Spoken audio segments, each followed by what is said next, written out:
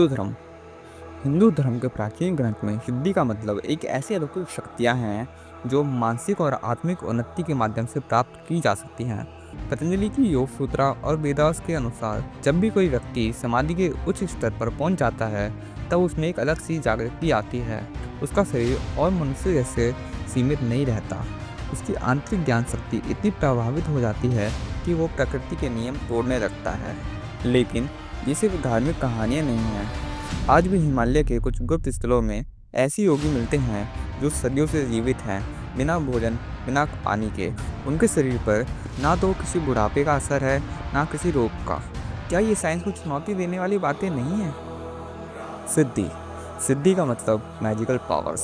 आपने हनुमान चालीसा में सुना होगा, हनुमान जी के पास अष्ट सिद्धियाँ थी। तो सिद्धियाँ थी क्या एक्चुअली में? फर्स्ट, अनिमा, एक ऐसी सिद्धि जो एक अणु जितना छोटा होने की शक्ति देती थी। जैसे कि हमें पता है पूरा यूनिवर्स एनर्जी से बना हुआ है। क्वांटम फिजिक्स कहता है कि एक पार्टिकल एक साथ दो जगह पर एडजस्ट कर सकते हैं। क्या प्राचीन योगी इस ज्ञान को समझ चुके थे? क्या इससे वो अपने शरीर का आकार बदल सकते थे? दूसरी, महिमा, अनंत विशाल होने की शक्ति। जैसे कि आपने रामायण में देखा होगा, हनुमान जी ने लंका में अपना आकार बढ़ाकर रावण के सैनिकों को डराया था। क्या ये सिर्फ एक कथा है या कोई प्राचीन योगिक टेक्निक? तीसरी, लघिमा, हवा में उड़ने की शक्ति। विश्व भर में कहानियां हैं कि ऐसे योगी जो बिना किसी सहारे के अंतरिक्ष में उड़ सकते हैं। ये सिर्फ इल्यूजन है या एक छुपा हुआ एनर्जी कंट्रोल टेक्निक, ये किसी को नहीं पता। चौथी, गरिमा, भारी से भारी होने की शक्ति। कहीं ऐसा तो नहीं है कुछ योगी अपने शरीर के एटम्स का मास मैनिपुलेट कर सकते थे? गरिमा सिद्धि योगी को एक ऐसी सिद्धि प्रदान करती है जिससे ना तो उनका शरीर किसी शस्त्र से कट सकता है, ना ही उनके शरीर को हिलाया जा सकता था। पांचवी, प्राप्ति, कहीं भी पहुंचने की शक्ति और टेलीपोर्टेशन। आज हम क्वांटम टेलीपोर्टेशन जैसे कॉन्सेप्ट डिस्कस करते हैं, लेकिन प्राचीन भारत की योगियों के लिए ये एक आम बात थी। क्या वो अपनी एनर्जी वेव्स को मैनिपुलेट करके एक जगह से दूसरी जगह पर जा सकते थे? सिक्स्थ, प्राकाम्या, इच्छा पूरी करने की शक्ति।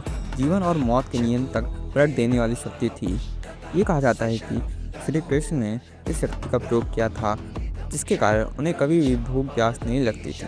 सातवीं, इच्छतवा, प्रकृति और समय पर नियंत्रण। भगवान राम की वानर सेना समुद्र पर सेतु बना रही थी, जल पर सत्य तैर रहे थे।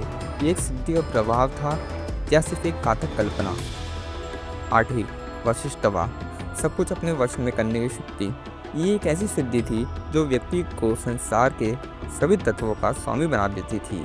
कहा जाता है कि जो उसे प्राप्त कर लेता था वह स्वयं ईश्वर के समान हो जाता था। आज भी साइंस ये मानता है कि हम अपने ब्रेन का सिर्फ 10% पार्ट इस्तेमाल करते हैं। जो योगी गहन ध्यान पर जाता है उनका ब्रेन एक अलग ही फ्रिक्वेंसी पर काम करता है जिसे गामा वेव्स कहा जाता है, और ये वेव्स उन्हें आश्चर्यजनक शक्ति प्रदान करती हैं। क्या ये सिद्धि का एक रूप है या और कुछ?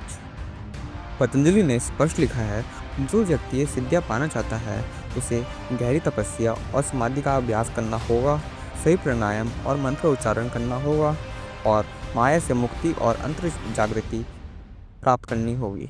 आज भी भारत के कई गुप्त स्थलों में कुछ ऐसे योगी हैं जो सामान्य मनुष्य से अलग हैं।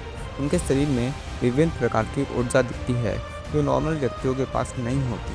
अगर आपको ये वीडियो पसंद आई तो इसे लाइक करें और इस अद्भुत ज्ञान की जर्नी में हमारे साथ बने रहें।